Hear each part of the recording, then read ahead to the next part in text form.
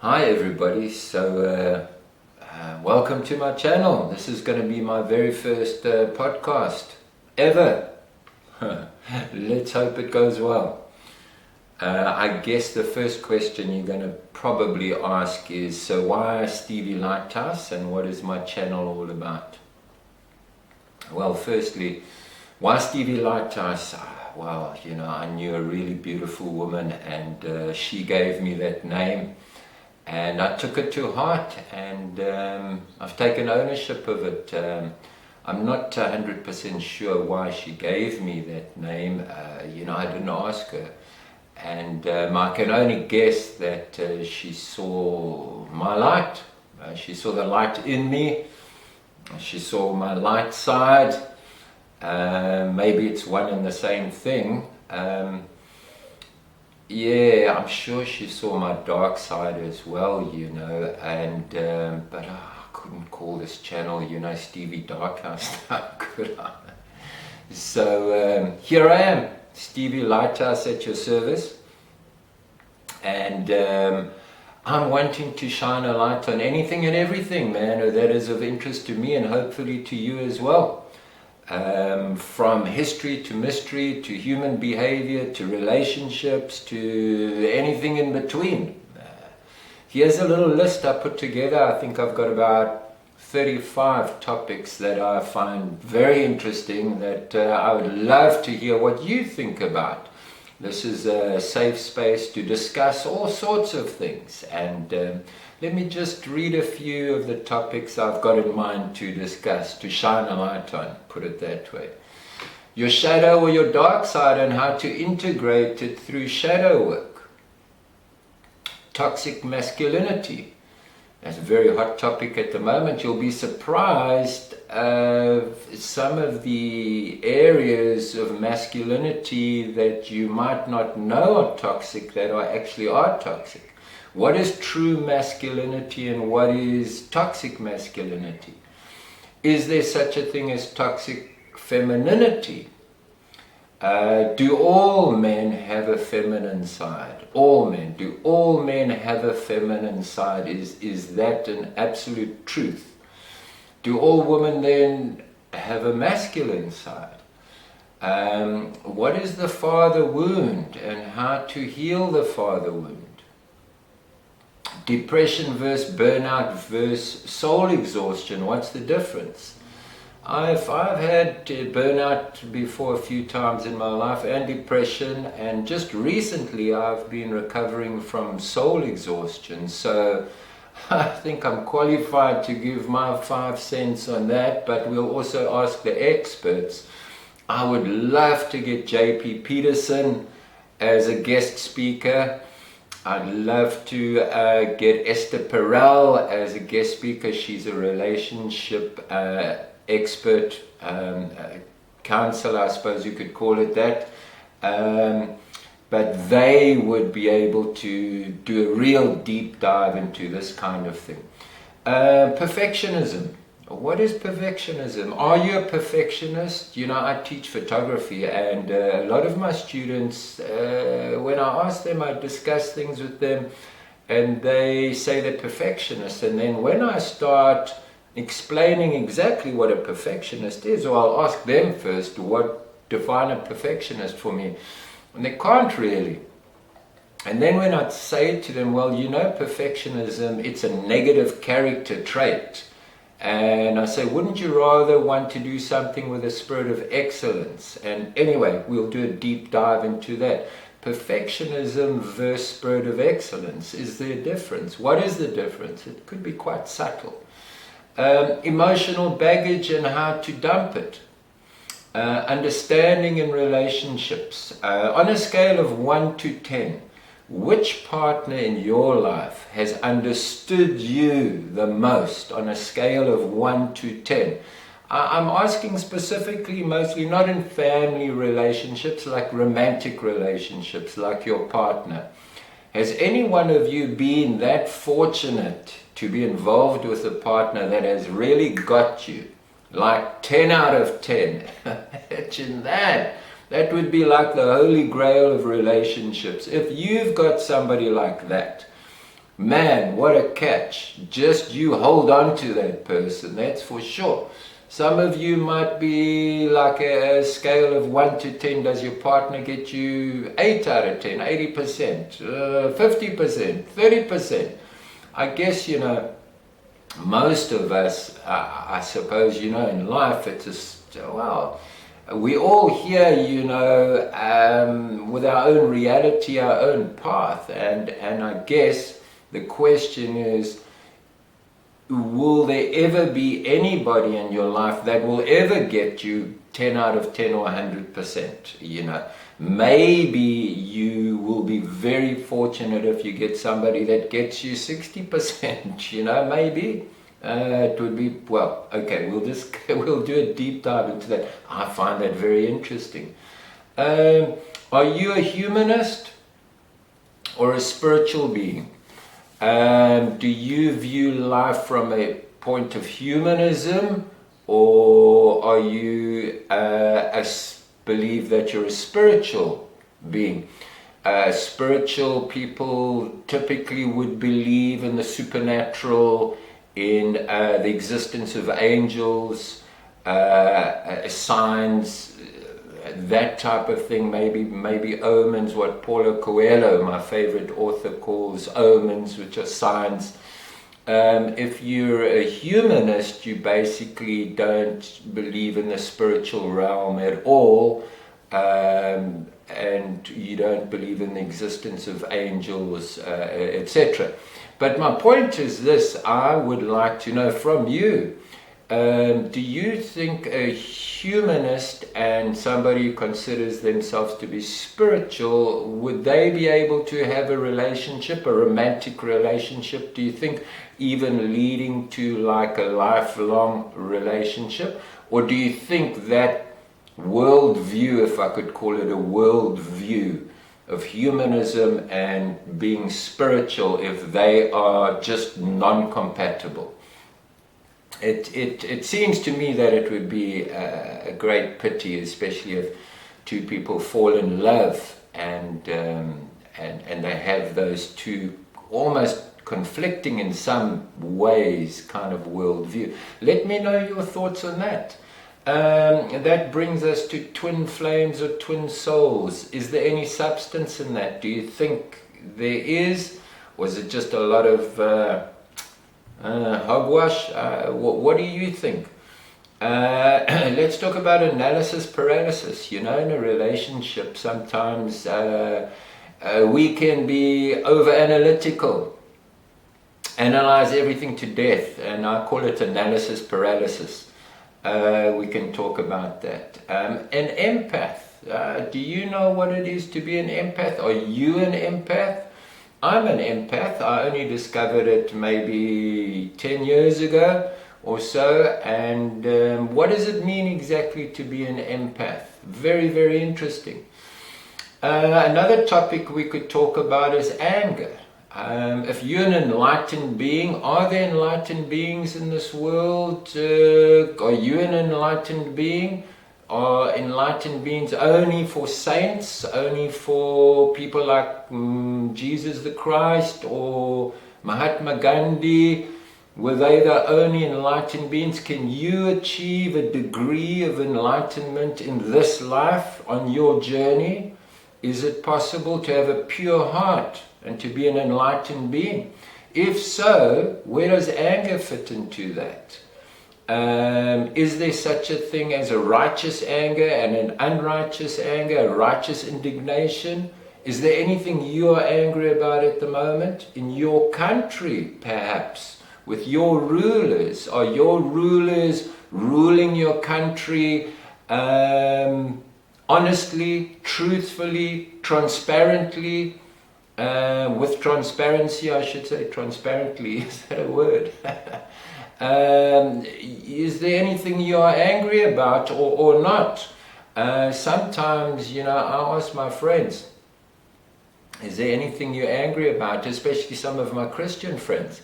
So is there anything you're angry about at the moment? And if they say no, I say, well, listen, man, check your pulse. Are you alive? you know.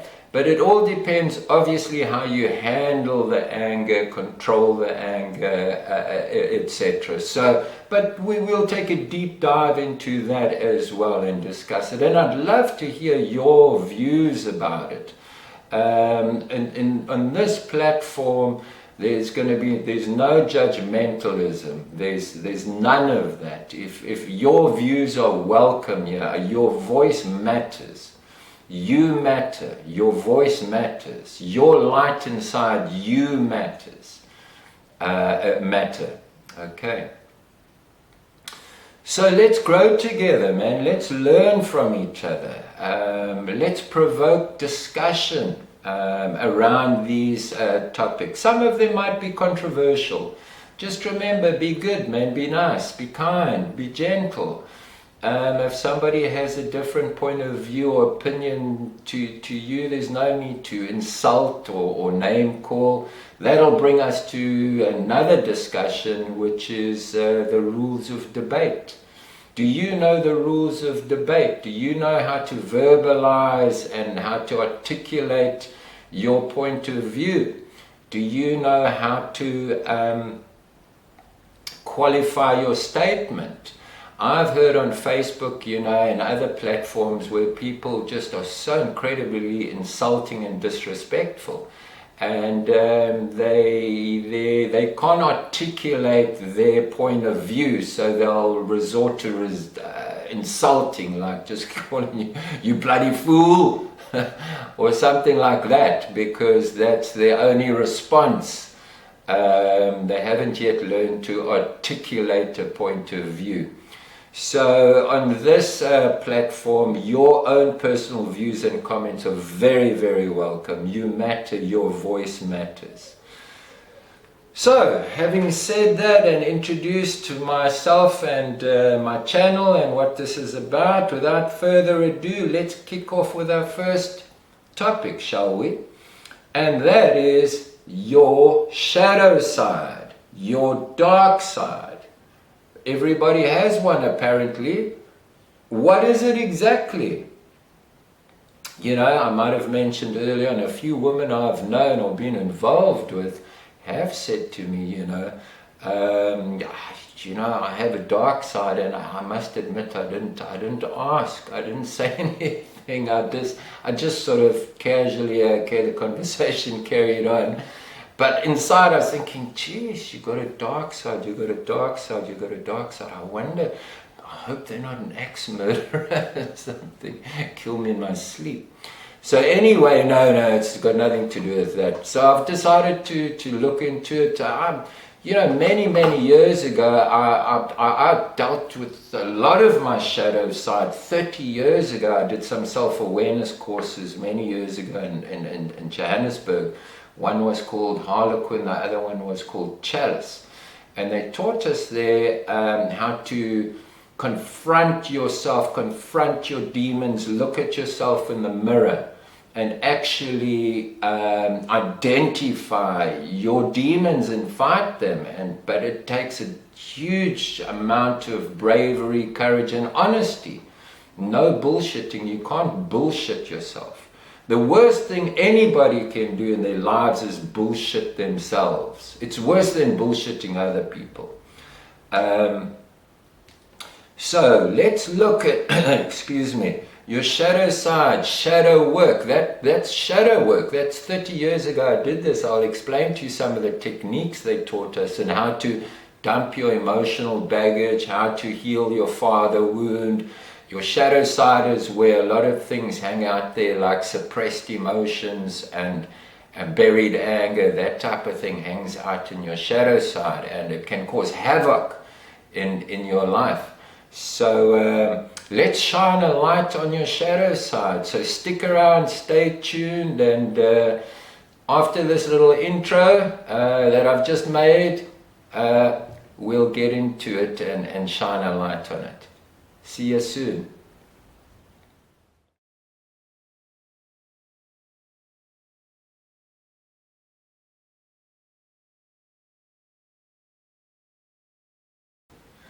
Okay, welcome back. So as you can see, I've set the tone for our very first discussion, my very first podcast. And we are going to find out about your shadow side, your dark side. Ooh, let's have a look what's hanging out in your dark side. But before we do that, I'd like to ask a few questions. Number one, do enlightened beings have a shadow side? Yes, no, maybe. If enlightened beings do indeed also have a shadow side, well, how much? If you're an enlightened being, how much of yourself are you being controlled by your shadow side? And by the way, just so that you know, a lot of people don't even know they have a shadow side because they're not yet self-aware. That's why I would recommend everybody do a self-awareness course. Or if you can't find a self-awareness course, well, there's a few, there's online and so on. I'm going to read out a course to you just now that sounds pretty good. You can do something like that. But the point I'm making is self-awareness is key. Self-awareness is key. It means you've got to look in the mirror, look inside. So question number 3 would be, well, why pursue enlightenment? I've never heard of anybody pursuing enshadowment or endarkenment, right? Well, these are just a few questions I want to throw out there to get you thinking.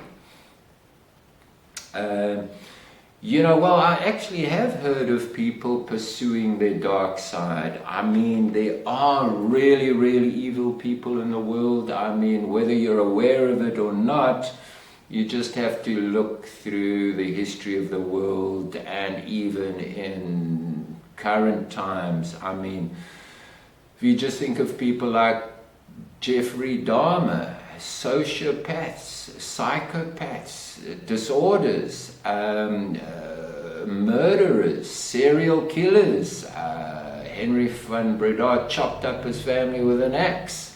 How much of his shadow side was in operation? I mean, you can go to the extreme of a shadow side, but that's not really what we're talking about here today. But I mean, think about it. There are really people throughout history. I mean, the obvious example would have been Hitler, for example, who was responsible for exterminating 6 million people. And there have been other dictators who have murdered people throughout history. How much of their shadow side was in operation in their beings? Is my point. Obviously now we are not talking about that extreme, but it could be if you want to really do a deep dive into your shadow side.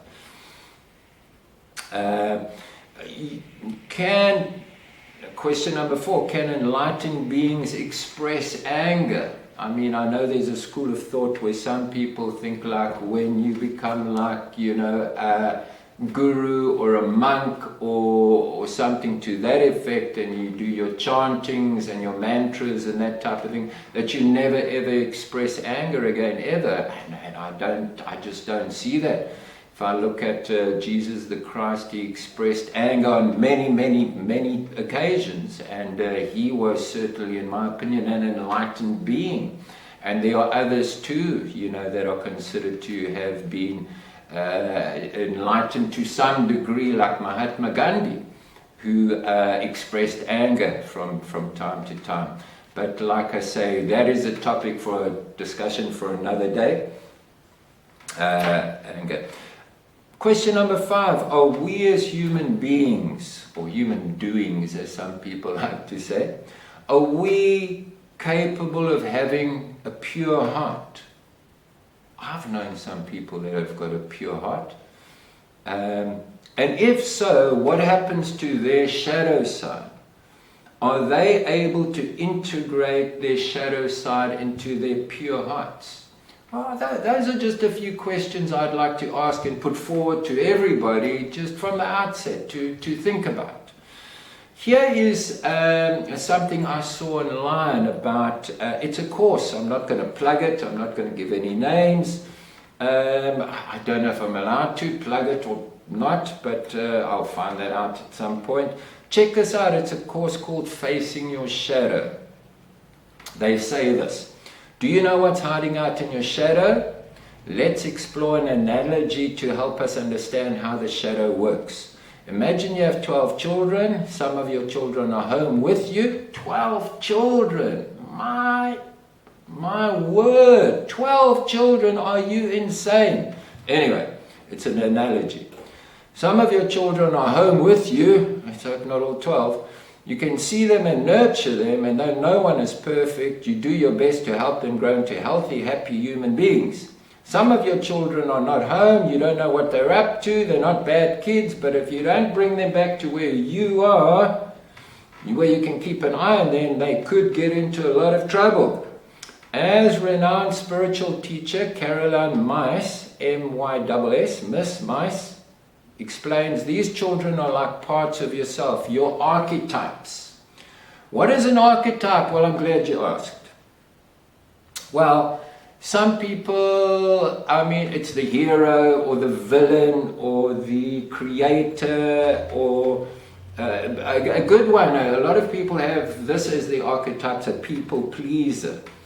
And people pleasers are usually suffer from buried anger in their shadow side and their dark side, because they are afraid of confrontation. So they never confront. They are people pleasers. So they usually land up with a lot of resentment and buried anger in their shadow side, and then it comes out in the most inopportune times and in relationships, and then that can sabotage their relationship. I'm the complete opposite to a people pleaser. Definitely not a people pleaser. I'm more provoking, I'm more challenging. My archetype is probably, I think definitely the rebel, the renegade, the outlaw. That's my archetype. But so blah, blah, blah, blah, blah, blah. These children are like parts of yourself, yes, and it can get me into trouble sometimes because I tend to challenge authority a lot. Okay. When your archetypes are in the light, you can work with them to bring your greatest gifts to the world. When they are hiding in your shadow, they can sabotage all your good intentions and cause suffering to yourself and others. Facing your shadow is a transformational learning experience with two of the most creative spiritual teachers and shadow busters. Don't you want to be a shadow buster? I like that, a shadow buster of our time. Caroline Myss and Andrew Harvey. The course is a guide to uncovering what you don't know about yourself so that you can come into alignment with your true power and purpose. Don't you want to be in alignment with your true power and your true purpose? I'm sure you do, just like me. And it is also a journey of self-confrontation. Self-confrontation is key. This is what I learned on those courses I was telling you about, which I'll go into more detail about just now, shortly. Self-confrontation is key. Self-confrontation, self-awareness. And it's a journey that requires courage. It's true. You've got to look in the mirror and deal with your demons. We've all done things that have disappointed ourselves. Even last year I did one or two things that I really disappointed myself. And I had to look in the mirror and say, Stephen, why did you do that? Well, you've got to be careful. You don't want to beat yourself up with a big stick, I tend to do that. But you've got to be careful of that. I once heard somebody say, well, speak to yourself with kindness, yourself. In any event, it requires courage to look yourself in the mirror, truth-telling and a willingness to grow. As we do our inner work, we are also called upon to face the multiple shadows of our collective crisis. Now that's very interesting. So as we grow and do our inner work, this is what this course is explaining, that we also are called upon to face the multiple shadows of our collective crisis in society. I mean, in South Africa, rape seems to be like a sport. Every 16 seconds, a woman is raped in South Africa. That's a collective crisis. Domestic violence in South Africa is off the charts. Gender-based violence in South Africa is totally off the charts. I mean, it's really, really bad. And this is why, yeah, let me not go into that. I mean, human trafficking, the demand of pedophiles for young children to use and abuse, that's a collective crisis coming from the shadow side. You with me? Right. So I'm going to repeat that. As we do our inner work, we are also called upon to face the multiple shadows of our collective crisis. This is a brave undertaking and also joyful, heart-opening and meaningful. Few things fulfill us so deeply as discovering our true sacred mission. What is your true sacred mission? Do you know it? Have you ever thought about it? And how can we bring our light to a world that so needs us? Think about some of the things I've just mentioned now, some of the horrific things that are going on in the world today. I mean, totally, totally horrific. They need your light. They need your light. They need your light. They need my light. How can we bring our light to a world that so needs us? They continue to say. Facing your shadow, a journey to know yourself and bring light into the world. Well, that's a course. It's online. You can go and look at it. Just type in facing your shadow work. I'm sure there's quite a few courses. There's a lot of people around that are experts at this, that are dealing with this type of thing. I'm dealing with this just as an interest, and because I've met a few people that have told me about their shadow side, and I've decided to look into it and share it with you. So I'm willing to share a bit about my shadow side and how it was causing havoc in my life. I eventually came to defeat many of my demons. Sometimes I've had to defeat my demons, more than once, And, I was facing a lot of those demons in my shadow side. Fear, anger, bitterness, addictions, sex addiction, alcohol addiction, drug addiction. That was my life. I dabbled in the occult for many years. I had a father wound. I was wounded in combat in my second tour in Angola. We should never have been in Angola. I came out of the army with post-trauma stress disorder. I studied photography at Natal Technikon as a young man, and then after that I went to work at, I got a job as a junior photographer and then worked myself up to senior photographer at the SABC in Johannesburg. The SABC, we used to joke about it being an acronym for the Sex and Booze Clubs, Sex and Booze Club. My drugs of choice were alcohol, weed and cocaine and whatever else I could find, Fortunately, I never got into heroin, fortunately. I caused a small bit of havoc there at the SABC, I must say, and that the final straw came when I crashed one of their cars. I had an affair. I have since, begged forgiveness and for that with my first wife, and she did forgive me. This was quite some time after our divorce, but I'm telling you what your shadow side can do, the havoc it can play in your life if you don't integrate it and understand it, and what points in your shadow life you should conquer, and what parts in your shadow life are actually can be integrated into your light side to make you whole, the final straw came when I crashed one of the SABC cars. I was totally drunk. And it's a long story, I'll tell you that one day. But so I had no choice but to attend a rehab or be fired.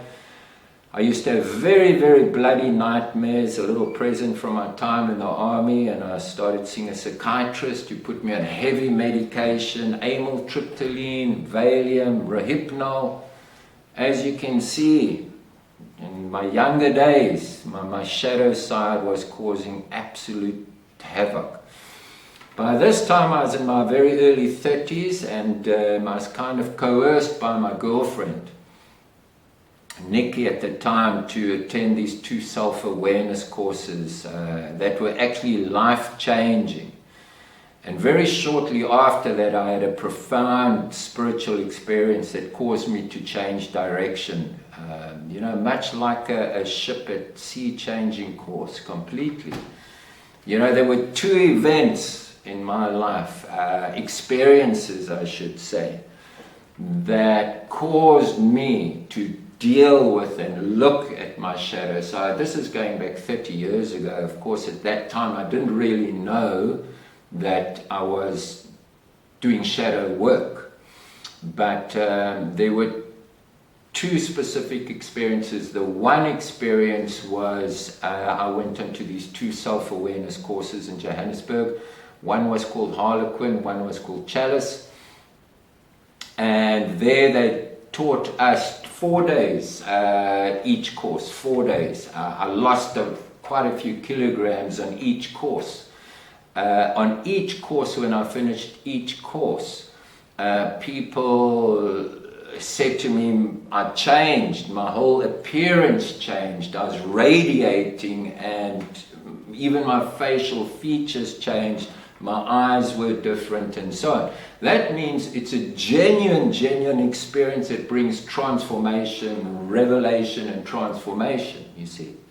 Do you know nothing changes without revelation? As a photographer, when I had an epiphany, a revelation of lighting, and how lighting is basically, photography is all about lighting. When I got that revelation, my whole style of photography changed.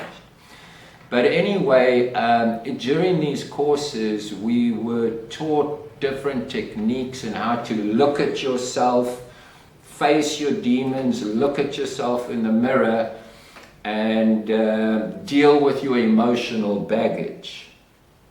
I didn't have a father, I might have mentioned that already. So I grew up with what is called the father wound. I won't go into too much detail about that right now, but that can cause also havoc in your life.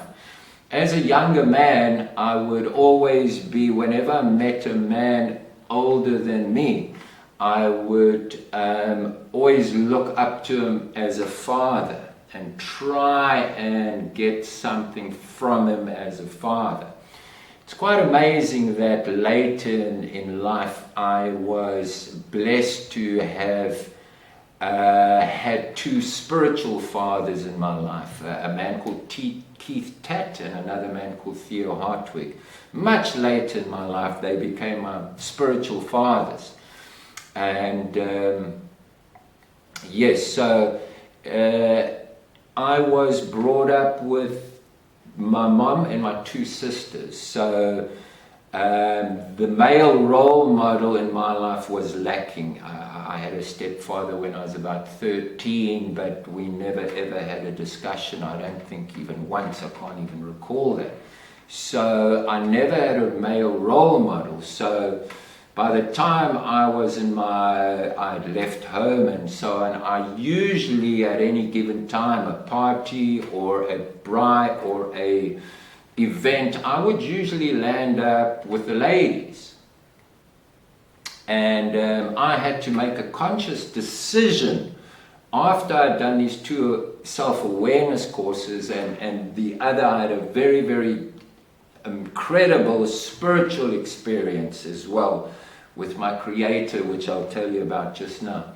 But after that self-awareness and self-realization and looking into myself and my being, my persona, etc., I started asking myself questions. What does it mean to be a man, a real man? And I'm not talking about toxic masculinity. I've got no time for men that are toxic masculinity. I've had to deal with them a lot because I've got a daughter, a very, very pretty daughter. She is now already 36, but you can imagine I've had to deal with a lot of toxic males. But anyway, that's a story for another day. But I had to look inside myself and ask myself, Stephen, are you a real man? Do you have courage? Do you have bravery? Can you conquer your demons? Look at those things inside yourself that are tripping you up. You are sabotaging yourself with alcohol. You are sabotaging yourself with drugs. You are sabotaging yourself with pornography. You are sabotaging yourself with deception, deceiving others, not being 100% real, escaping reality, running from reality. My lecturer at one of these courses, Christopher, amazing man, long ponytail. He used to put a ruby in his glass of red wine when he used to drink his wine. I don't know why, I can't remember asking him. I can only surmise, raising the vibrations of his wine. I don't know. I'm out of touch. I've lost touch with him, so I was going to say I'd ask him. But he said to me that during this course, Stephen, you are running so fast from reality that all we can see is dust. That got me thinking, so yeah. So having to work on your shadow side. Then I did Chalice, which was the second course, also a 4-day self-awareness course. Becoming self-aware, it's key. To becoming more conscious of yourself and life and of other people and understanding other people. You have to understand yourself first. But in Chalice, what they did there, especially, a lot of things, a lot of techniques. One of them was this, they'd dim the lights and then, I think, what did they do? They dimmed the lights and then I think they blindfolded us, if I remember correctly. And then they'd you'd hear a bit of shuffling and whatever. And then the lights are dim. They take the blindfold off, and then they give you this pole in your hand. And right in front of you, there's about 8 participants, 8 of us or so, plus minus, if I remember correctly. And they've got this big tire in front of you, and you whack that tire. They say to you, all right, who is that? I want you to smack that tire now and tell me who that is. And then you smack that tire, boy, you whack that tire for all you are worth. And then it's oh, it's your father. They say, who's in that tire? Who is it? And you say, oh, it's my father. And you whack that tire. And then whoever else that really hurt you in life, your stepfather, yes, bang, bang, bang, bang, bang. Who else? Your ex or whatever. Your narcissistic ex, bang, bang, bang on the tire. Then, the last thing they asked was this: do you see yourself in the tire? Yes. Bang, bang, bang. As well, self-loathing. A lot of mistakes in your life can lead you to self-loathing if you are not careful, if you're not self-aware or conscious or are able to forgive yourself. Self-forgiveness. That's part of being self-aware, is the ability to forgive yourself for your mistakes. It's difficult. It's one of the things I find most challenging in life, is to forgive myself. But in any event, and then the other thing which was very, very interesting is this. One of my other archetypes is the joker or the jester. I mean, sometimes I can be a little boy. I mean, I'm 60 now. I don't feel 60. I mean, sometimes I like to have fun. I'm quite playful, I'm a playful friend. I'm a playful lover. you know, in my relationships. And anyway, you'll see why I'm telling you this, because it ties in now to this technique I'm about to tell you that I did at Chalice. What happens is Christopher, during these 4 days, the last day of Chalice, the very last day, that afternoon, in the lunchtime, just before lunchtime, he gives every single participant, he gives them a role to play. Role playing. So he's got to know you now in the first course, which was Harlequin, and now he's got to know quite a bit more about you in the second course called Chalice. And so he would give each participant a role to play. One of my female participants, he gave her the role to play Glenda Kemp. Glenda Kemp was, if you remember, she was a stripper who used to be very controversial in South Africa from the apartheid days, where censorship was like, you know, at its worst. We were living in a police state, so I mean, you know, to be a stripper and a snake, she used to have this big python, it was like, you know, it was radical. Anyway, and then he looked at me, and the role he gave me to play was Charlie Chaplin. So obviously he had seen something inside of me that he recognized that, well, this young man, I was in my early 30s, this young man is trying to run from reality. He's, you know, he's got a lot of issues, a lot of shadow work to do, drug addiction, sex addiction, alcohol addiction, etc., you know. But he's got a sense of humor. And he's quite playful, you know. And in any event, but you know, I've gone through my times of serious depression, serious exhaustion, soul exhaustion, burnout, where I've lost touch with that playful spirit, you know, and it's terrible when that happens. That's the severity of depression and soul exhaustion. It can really be debilitating. It really, really can. If you've never been through depression or soul exhaustion, you're very, very fortunate. In any event, so he gives us all these roles, and then during lunchtime we go into our room where we'd have our lunch normally, and in the corner there's a big pile of props, and in these props is like you've got to sort out all the props that pertain to your particular role play character. So me being now Charlie Chaplin, I found the hat and the cane and the moustache, and I think that was about it.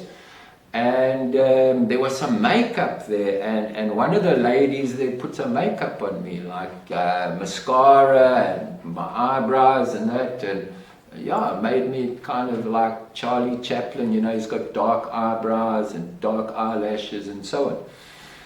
And in any event, so then you go back into our big lecture room, and then he calls on each participant to come up in front of everybody. There was like a little stage there, and you must that each participant had to go up and play out their role, the character of their role that was chosen for them. And so people went up, some of the participants, and then they played their role, and people were like, "Hey, well done, woo-hoo-hoo," and smiling, and it's all great.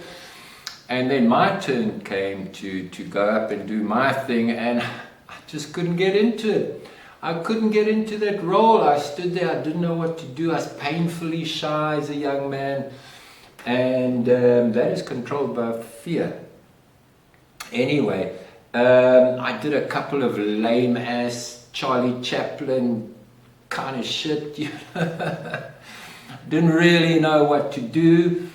And I ended up just standing there and almost like giving up actually. And I remember just standing there very dejected. Nobody's laughing, nobody's clapping, nobody's doing nothing, and they're all just staring at me. Man, oh man, oh man. In any case, then Christopher decided to play some music, and he chose a song which, like, yeah, he kind of, yeah, that song got me going. And that, I was the only one in the whole bunch. He played a song, and that got me going. And then I managed to pull off some Charlie Chaplin shit, and I was jumping around and dancing and all sorts, and that was pretty cool. And then they all jumped up and started clapping and yeah, woohoo, and you know, celebrating and so on. And but then I just dropped to the ground like a ton of bricks, and I was sobbing. I was crying, like sobbing uncontrollably. So it was all the hurt and all the pain coming from the father wound, and all the buried anger and shame and guilt and all sorts of issues that I was releasing when I was lying on the ground and sobbing. And what happened was they all gathered around me, and one of Christopher's assistants, I'll never forget, he was a big guy. I was lying on my face and he flipped me over, and I was still like sobbing, and what he did, he was like, he got his hands like as if you're about to give somebody resuscitation, and he pushed down my solar plexus. As I was exhaling with the sobbing, he pushed down pretty hard, and what came out of me could have only been described as something like a primal scream. They lasted for quite some time. I mean, geez, it was hectic. And then after that, you know, you become almost like totally drained, almost like in a bit of a trance-like state, you know. And then you know what they do? It's incredible. They all get together, and Christopher now chooses another song for you specifically. Each participant goes through this process. They pick you up, so they picked me up with their hands, and so I mean, I was just floating there, you know, like stage diving. I mean, I was just lying on my back floating, freaking mascara coming down my face, tears. I had long hair in those days, halfway down my back, not a baldy like I am now. And anyway, my hair was all over the place, mascara, tears, spit, snot, trana, you know, all that kind of stuff. And then they lift you up and play this beautiful song for me that Christopher chooses for you, for your personality. And I can't remember what mine was. I'll have to double check. I've got it somewhere. I haven't played it for so long. But it was a beautiful song. And then one by one they walk and they just touch you, one by one. They like let go and they walk and they just touch you on your head or on your knee or on your foot or wherever. And it's just such a beautiful experience. And so those two courses were absolute life-changing courses for me, life-changing, where you deal with your emotional baggage and you do shadow work. Then the other amazing experience that happened to me, I think I said earlier on about a spiritual experience I had. Shortly after that, I decided to read the ancient scriptures, all the teachings of Jesus the Christ.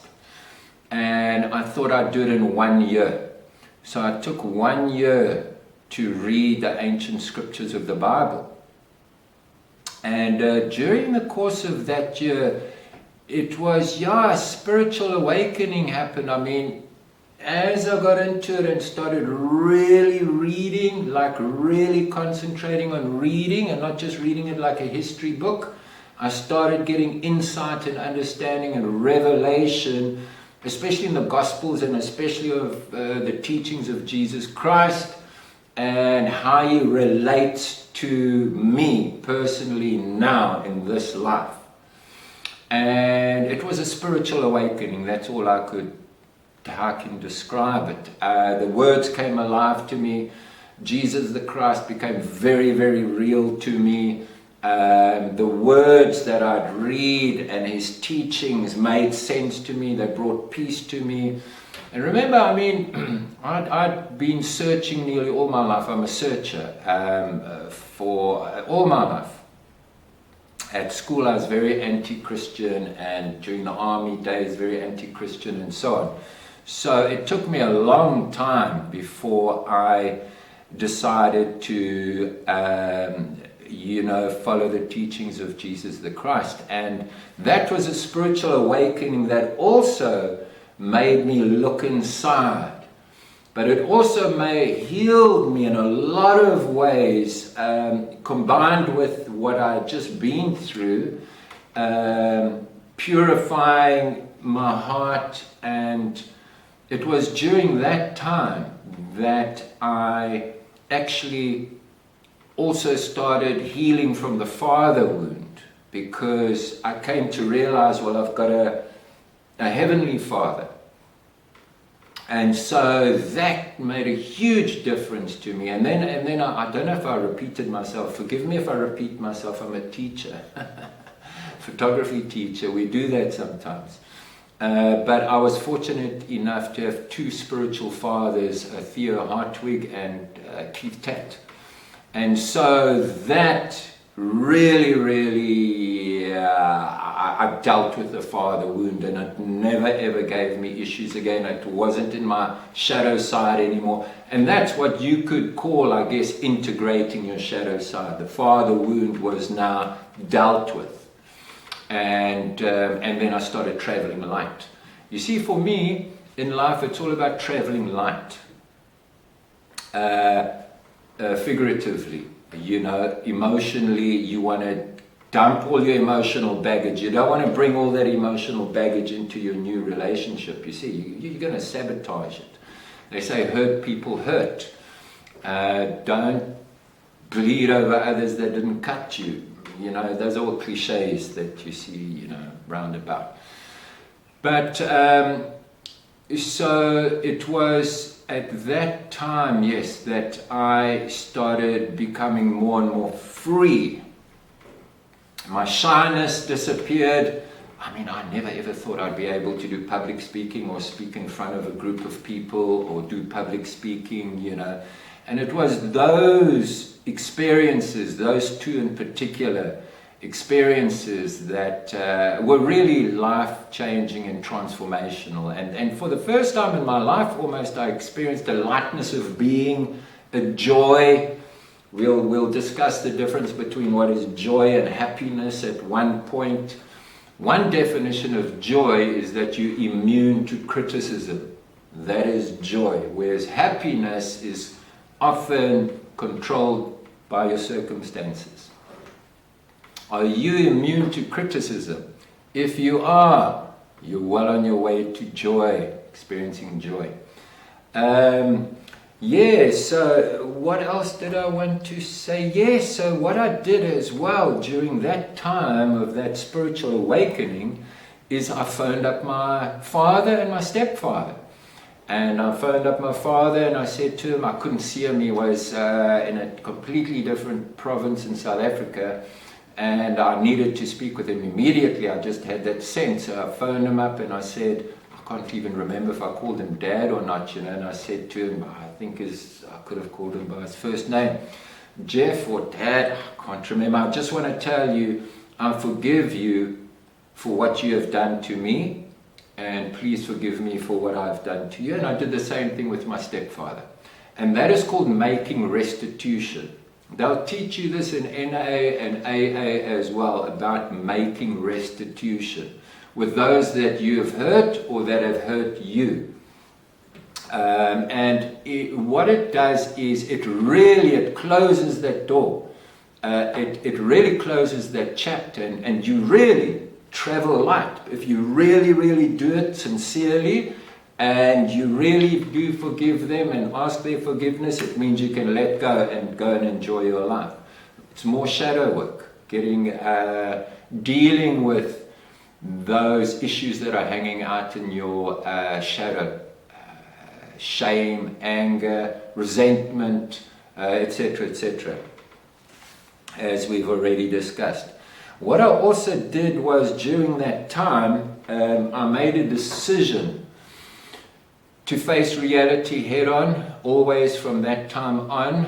I also made a decision to be a truth teller and a truth seeker, and no more deception.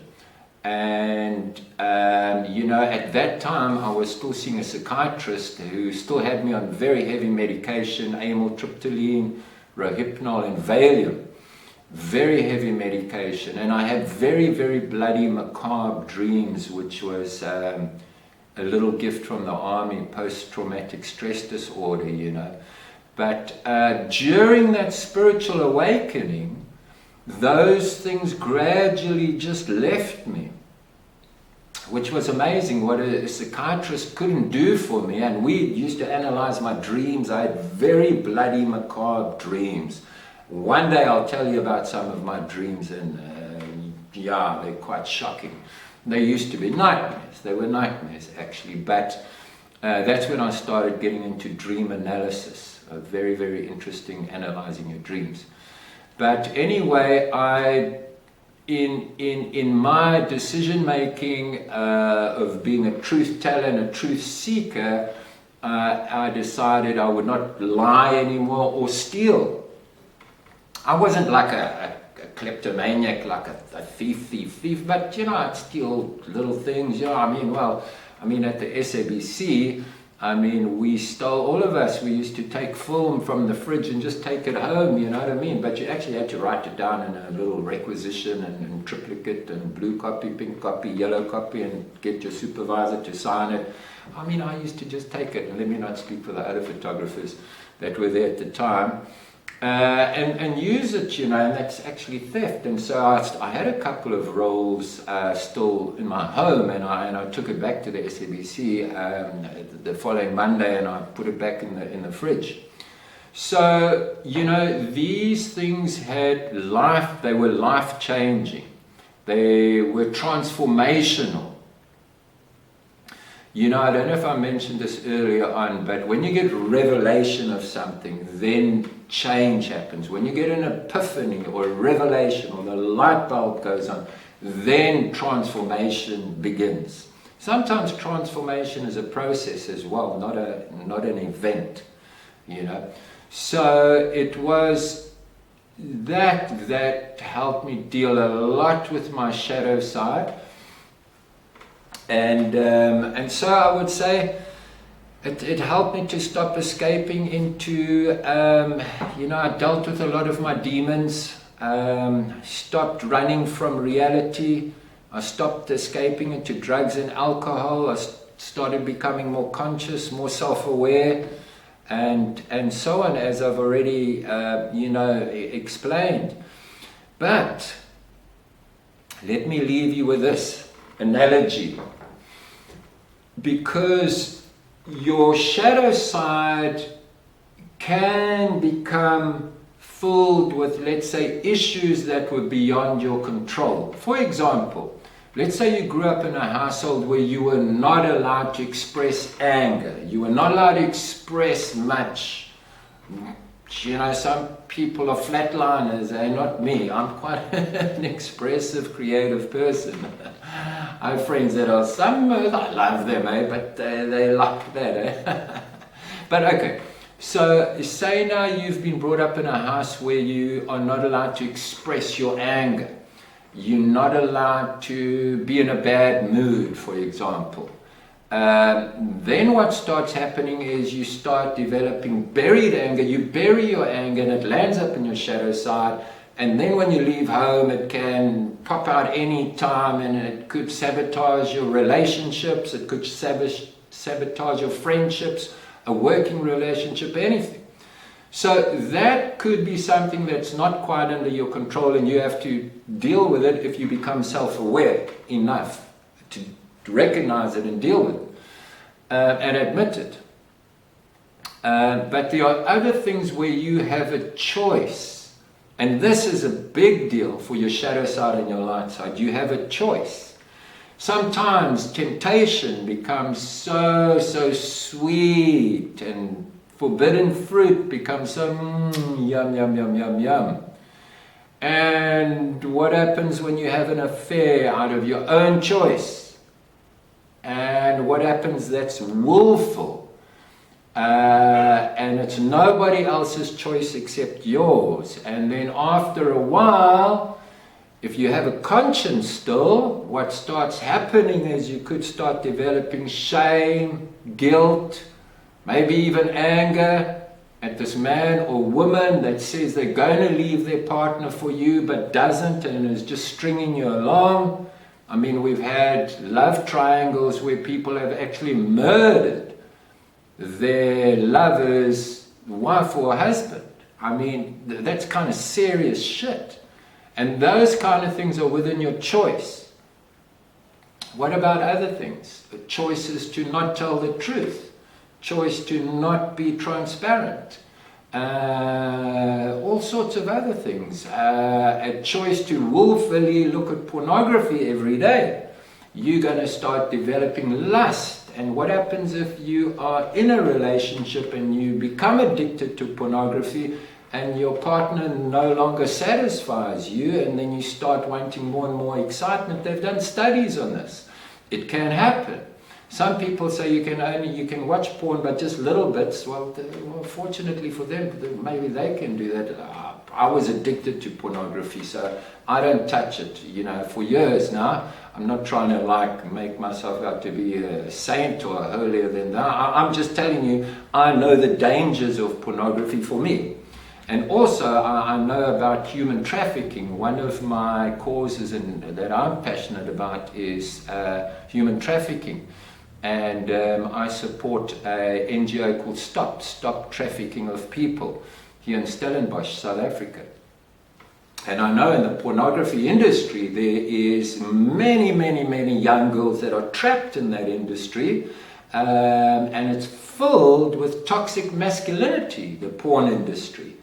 And I think women that watch porn can sometimes unwittingly be supporting toxic masculinity. Possibly. I mean, think about it. So the point I'm making is, let me make this analogy for you. Say you've got a white dog and a black dog. The black dog symbolizes your shadow side. The white dog symbolizes your light side. Your light side's full of love, generosity, gentleness, kindness, self-control, that type of thing.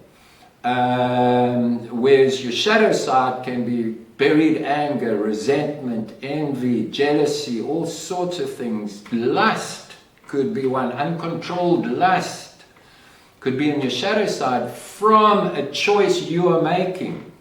Either an extramarital affair or becoming addicted to pornography. There's many other things. Those are just two I'm choosing. The fact of the matter is, which dog are you feeding? Which dog are you feeding? Are you feeding your light side or are you feeding your shadow side? Your conscience will guide you if you have one. They say like psychopaths and sociopaths don't have a conscience, and narcissists. I don't know if narcissists have a conscience, but if you do have a conscience, it should guide you. There is a healthy guilt. There's guilt which is like it's useless. That can also be in your shadow side, like a guilt. You always feel guilty no matter what you do. That's an unhealthy guilt.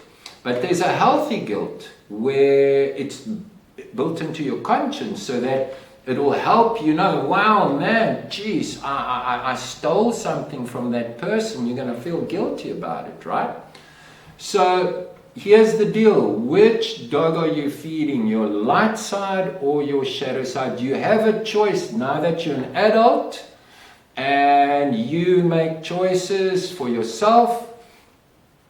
You can also make choices that will definitely affect your shadow side or your light side. So let me leave you with this last thing.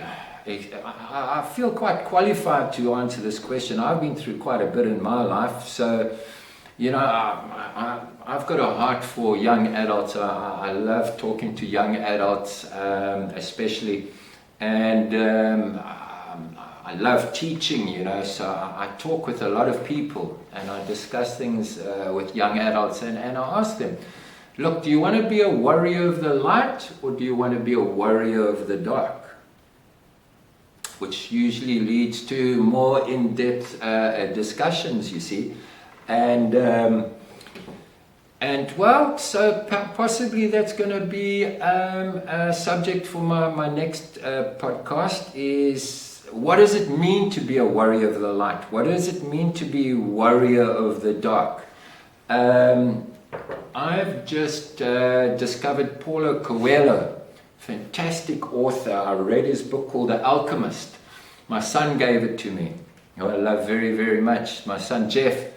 And he gave me this book. He said, Dad, you got to read this book. Recently, it was towards the end of last year, and I read it, and man, oh man, that book really, I could identify with that book like 100%. I really, it's a short book, it's a fable. You can read it within a week, a couple of weeks, or, you know. But what a beautiful little book. And Paulo Coelho, I can identify with him as a person, as a man. And the second book I read of his, it was called Confessions of a Pilgrim, by another author that was interviewing Paulo Coelho, and that was given to me by yes, this beautiful woman, this beautiful soul I mentioned to you earlier, that gave me the nickname Stevie Lighthouse. And now at the moment I'm reading a book called Veronica Decides to Die, which was also given to me by a friend. So, and Paulo Coelho, I didn't even know this, he's written a book called Warrior of the Light. The Warrior of the Light, yes. I haven't read it yet, so I can't wait to read it, because I'd love to see what he's got to say about being a warrior of the light. So, everybody, listen, man, I'd love to know what you think. Have I missed something? This was just a basic sort of overview of what it means to have a shadow side and integrate your shadow side. I'm by no means an expert. There are other experts there, psychoanalysts and clinical psychologists and behavioral psychologists that will go into much more detail, and you can do courses on this, shadow work courses on it and so on. But I thought I would just give my story and my opinion on it, and my views and comments on it. But I'd love to know what you think. Have I missed something? If you'd like to leave a comment, please do so in the comment section below. And please hit and share the like buttons if you like, and share it for me. And don't you dare dim your light. Your voice matters. Remember that. Keep shining, my friends. Keep shining.